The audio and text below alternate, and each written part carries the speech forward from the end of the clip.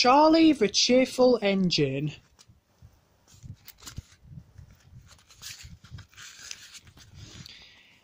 This is a story about Charlie, a fun engine from the mainland.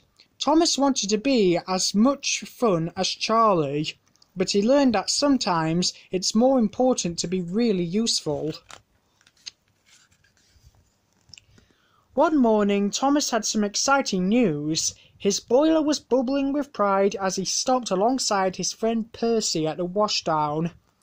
"Hello, Percy," Thomas whistled. "The Fat Controller has given me a very special today. I'm going to collect Alicia Botti, the famous opera singer from the docks, and take her straight to the town hall for a concert." Percy smiled at Thomas's excited face. "I have some news too," he peeped. "Someone else is arriving at the docks today." "Who?" Thomas asked, puzzled. "Charlie, the new engine," Percy laughed. "He's the mainland controller's favourite. Everyone says he's the most fun engine ever, even more than you." Before Thomas could reply, Percy had chuffed cheerfully away. Bumpers and buffers, thought Thomas. I didn't think any engine could be more fun than me. He puffed off to meet Alicia Botti at the docks, his wheels whirring with worry. "I'm so pleased to be travelling with you, Thomas," she said as she boarded Annie. Thomas felt very proud until he saw a small engine painted a cheeky bright purple. "That must be Charlie," Thomas whistled quietly. He's smaller than me, and he certainly doesn't look more fun than me," thought Thomas, frowning. The purple engine puffed up with a mischievous smile. "Hello, I'm Charlie. Are you Thomas?" When Thomas said yes, Charlie continued, "I've heard a lot about you. The mainland engines say you're even fun than me." Thomas was very surprised. Just then the Fat Controller arrived. "Thomas, Charlie has a busy first day on Sodor," he boomed. "He's helping with the concert. He has to collect the ice cream for the dairy and the red carpet from Knapford Station. Will you look after him?" "Yes, sir," replied Thomas. "Yippee!" whistled Charlie with a burst of steam. The Fat Controller chuckled as he left. "Let's race to the dairy," Charlie chirped cheekily. "I'm too busy for races today," Thomas replied. "I heard you were a fun engine," Charlie tooted, "but you're not fun at all." Thomas didn't like being told he wasn't fun. "All right," he said, "I'll race you to the dairy, then I'll take Alicia Botti to the town hall. I'm sure there is time," he decided. And with a flash in their fireboxes, the race was on. Thomas and Charlie roared through tunnels and thundered through junctions, laughing all the way. When they reached the dairy, Thomas had beaten Charlie by a single buffer. "How exciting that was," trilled Alicia Botti. She sang a lovely song that made everyone smile.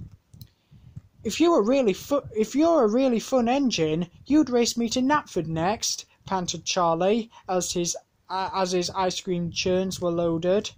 Thomas wasn't sure. He was late, but he wanted Charlie to think that he was a fun engine. "One more race, Charlie," he agreed.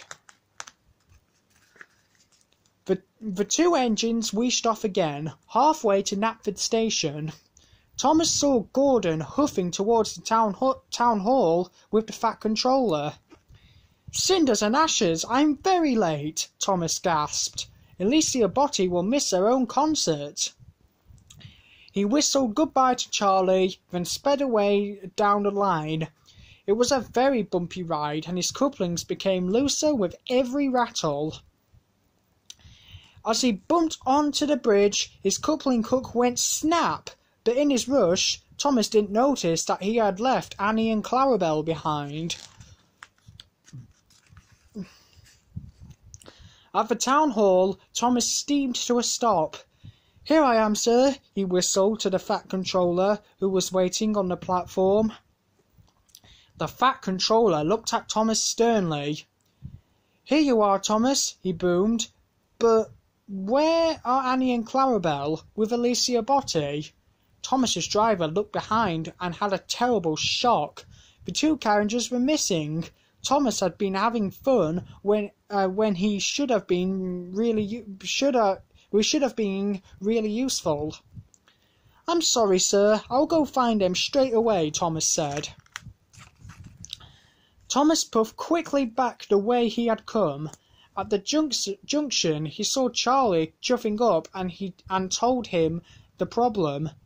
"Let's have a race to find your carriages," Charlie tooted. "The winner will be the #1 fun engine." Thomas frowned. "No, Charlie, I want to be a really useful engine more than I want to be a fun one." When the signal changed, Thomas crossed the junction and steamed away. Thomas was very worried as he puffed along. Suddenly he heard someone singing. "That's Miss Botti's lovely voice," he thought happily. He puffed up to the bridge. Miss Botti was leaning out of Annie's doorway singing to a crowd of people below.